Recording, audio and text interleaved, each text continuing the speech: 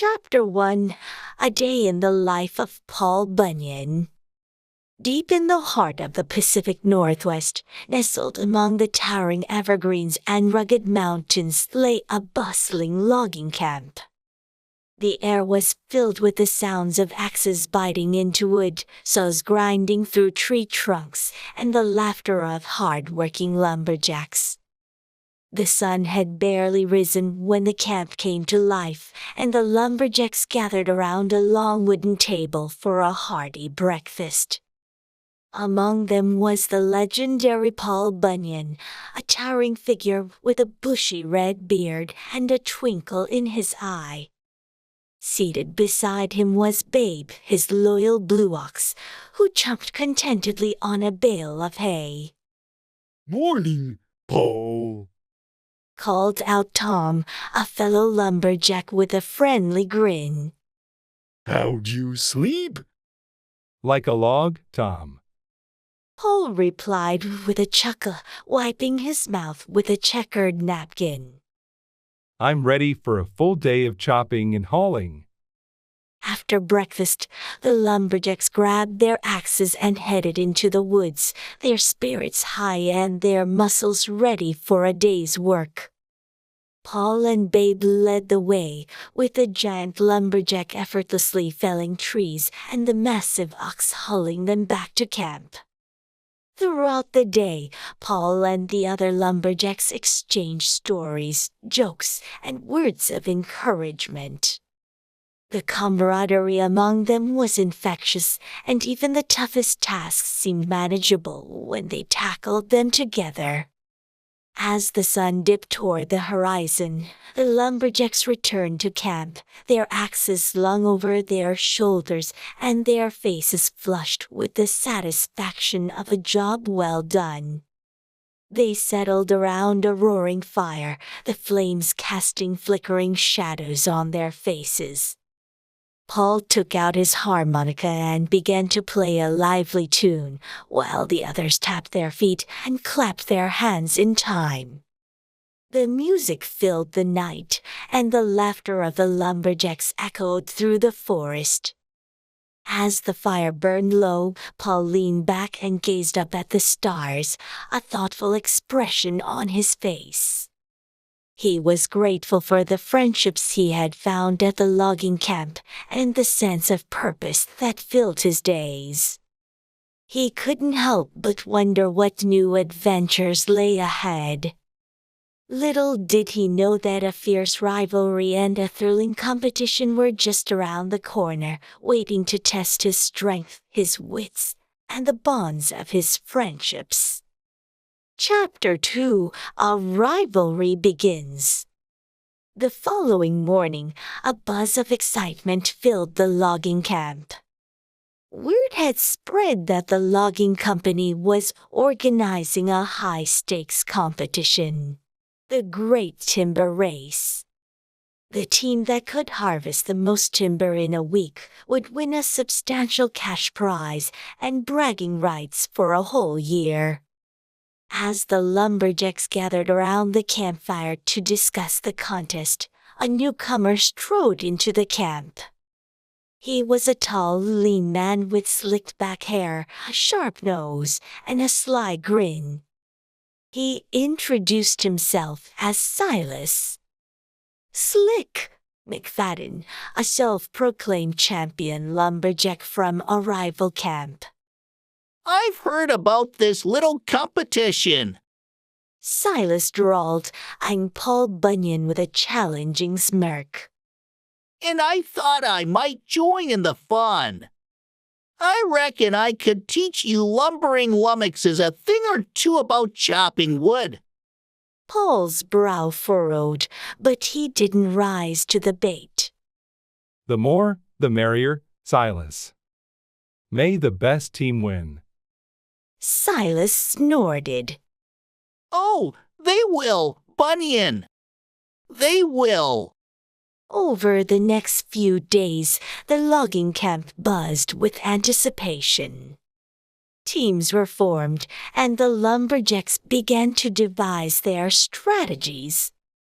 Paul, Babe, and their team spent long hours practicing their techniques and planning their approach. Meanwhile, Silas assembled his own team, a motley crew of tough-looking men with the same cunning glint in their eyes as their leader. They whispered and plotted in the shadows, casting sidelong glances at Paul's team and snickering under their breath. As the day of the great timber race approached, tension mounted in the camp. The lumberjacks could feel it in the air, a palpable electricity that crackled with every swing of an axe. Paul Bunyan and Silas McFadden were on a collision course, their rivalry simmering beneath the surface like water about to boil. And when the starting bell rang, the great timber race would test not only their strength and skill, but also their character and their commitment to fair play. Chapter 3: Strategies and Sabotage. With the great timber race only days away, Paul Bunyan and his team worked tirelessly to perfect their strategy. They practiced their woodcutting techniques, coordinated their movements, and fine-tuned their teamwork. Babe the blue ox was an essential part of their plan, his enormous strength allowing them to haul massive logs with ease. In the evenings, the team would gather round the campfire to share stories, laughter, and encouragement. Their camaraderie grew stronger each day, forging bonds that would last a lifetime. Meanwhile, Silas McFadden and his crew were up to no good. They skulked about the camp, spying on Paul's team and hatching devious plots to gain an unfair advantage in the competition. One day, while Paul and his team were busy practicing, Silas sneaked into their cabin and tampered with their equipment. He filed down their saws and axes, making them dull and ineffective. Then, with a wicked grin, he slipped away undetected. As the day of the race drew nearer, excitement in the logging camp reached a fever pitch. Lumberjacks from all around gathered to watch the showdown between Paul Bunyan and Silas McFadden, placing bets and cheering for their favorite team. Unbeknownst to Paul and his crew, their equipment had been sabotaged, putting them at a significant disadvantage. But even with the odds stacked against them, they remained focused and determined, ready to face whatever challenges the race had in store. The night before the great timber race, the camp was abuzz with anticipation.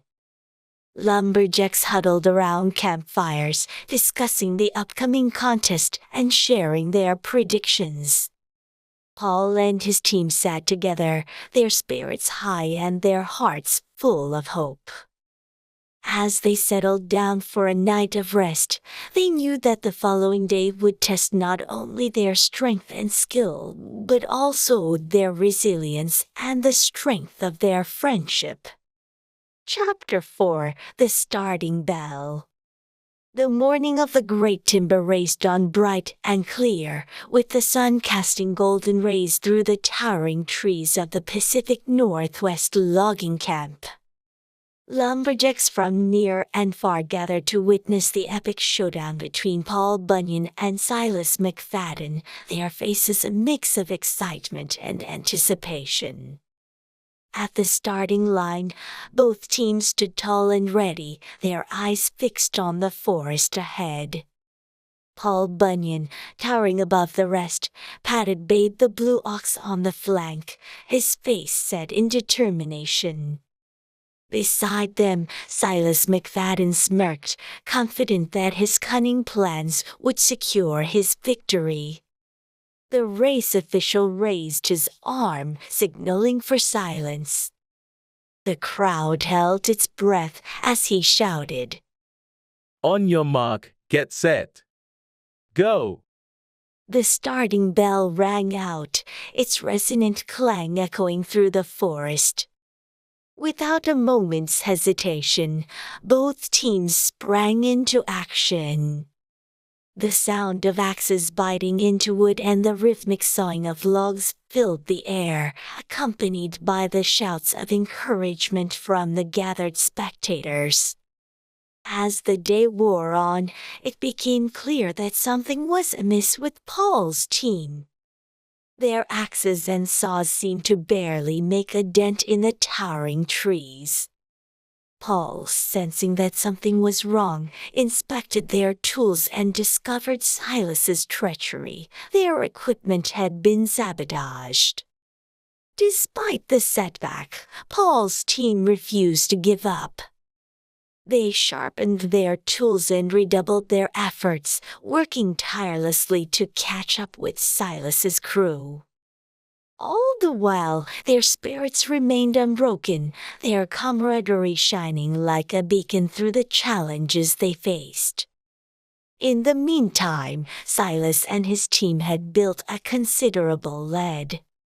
They chuckled amongst themselves, certain of their impending victory.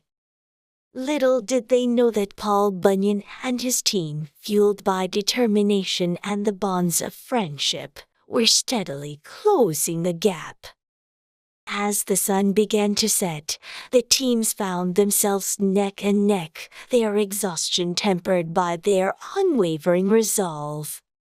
The spectators watched in awe, marveling at the incredible display of skill and teamwork. With the finish line in sight, both teams pushed themselves to their limits, each determined to prove their worth in the great timber race. Chapter 5: The Turning Point. As the great timber race continued, Paul Bunyan's team, driven by their indomitable spirit and unwavering determination, started to catch up with Silas, Slick, McFadden's crew. The lumberjacks on both teams pushed themselves to their limits, sweat pouring down their faces as they raced to fell trees and haul logs. Finally, Paul Bunyan could no longer stand idly by and let Silas's deceitful tactics go unchallenged. He called for a brief pause in the race, gathering the logging community and confronting Silas in front of everyone. Silas McFadden. Paul boomed, his deep voice carrying through the forest. We all know you've been playing dirty, sabotaging our tools and trying to gain an unfair advantage. This race is supposed to be about skill and teamwork, not deception and trickery. Silas sneered at Paul, attempting to maintain his facade of confidence. Prove it, Bunyan! You're just jealous that my team is outperforming yours. The gathered lumberjacks murmured in agreement, their eyes darting between Paul and Silas. In response, Paul held up the sabotage tools, the evidence of Silas's misdeeds clear for all to see. The crowd gasped, and Silas's face turned a deep shade of crimson.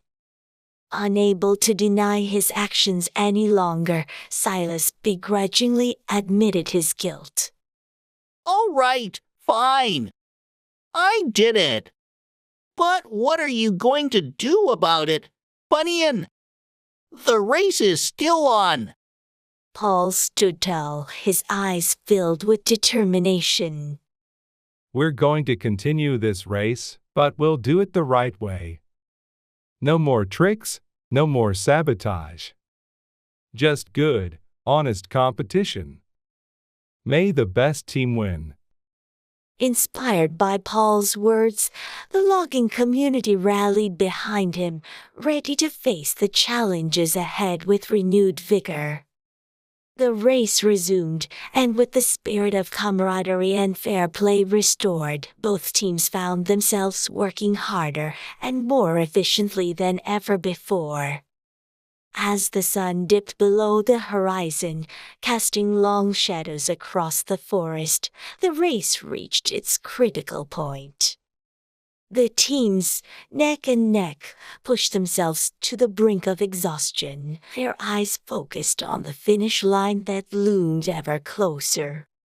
Chapter 6: Triumph of Teamwork. With the finish line in sight, Paul Bunyan's team and Silas Slick McFadden's crew continued their neck-and-neck race. The air was thick with tension as the lumberjacks, exhausted but determined, refused to give up. The sun had begun to set when Paul's team, guided by their powerful leader, managed to gain a slight advantage. The lumberjacks cheered, and their camaraderie bolstered their strength as they worked together to fell trees and haul logs. Silas, watching his rival's team pull ahead, felt a pang of regret for his earlier deceitful tactics. He began to realize that his underhanded actions had not only harmed his opponents but also weakened his own team's morale. As the last moments of the race approached, it was clear that Paul's team had emerged victorious. They had shown the importance of teamwork, perseverance, and fair play throughout the competition. The logging community erupted in cheers, celebrating the triumph of their beloved hero, Paul Bunyan. Silas, feeling the weight of his defeat, approached Paul and extended a hand. You and your team deserve to win, Bunyan. I'm sorry for my dishonesty, and I promise to learn from my mistakes. Paul, gracious in victory, shook Silas's hand firmly. We all make mistakes, Silas, but what matters is that we learn from them and grow. You're welcome to join us for the celebration, but remember, the bonds of teamwork and friendship are stronger than any rivalry. The logging community came together that evening, celebrating the victorious team and the bonds forged during the race. It was a night to remember, filled with laughter, singing, and storytelling around a roaring bonfire. Chapter 7: Lessons Learned and Legends Born. In the days following the Great Timber Race, the logging community continued to buzz with excitement. Conversations centered around the thrilling competition, the heroic acts of Paul Bunyan and his team, and the lessons learned throughout the race. The logging camp slowly returned to its usual activities, but with a newfound appreciation for teamwork and fair play. The lumberjacks now understood the true value of camaraderie and how working together could help them achieve their goals. One evening, as the lumberjacks gathered around the fire, they listened intently as Paul Bunyan shared a story from his many legendary adventures with Babe the Blue Ox. The tale captivated the audience, a reminder of the spirit of the American frontier and the importance of perseverance. Silas Slick McFadden, now a changed man, contributed to the camp's work with renewed dedication. He had learned the hard way that dishonesty only led to disappointment, and he was determined to make amends and be a true team player. As the days turned into weeks and then months, the legend of the Great Timber Race lived on, a testament to the resilience and spirit of the logging community. New friendships formed, bonds were strengthened, and the lumberjacks continued to work together, inspired by the legacy of Paul Bunyan and Babe the Blue Ox. The seasons changed, and the logging camp remained a bustling hub of activity filled with laughter, hard work, and camaraderie. The Great Timber Race had brought the community together, and the lessons learned would be passed down through generations.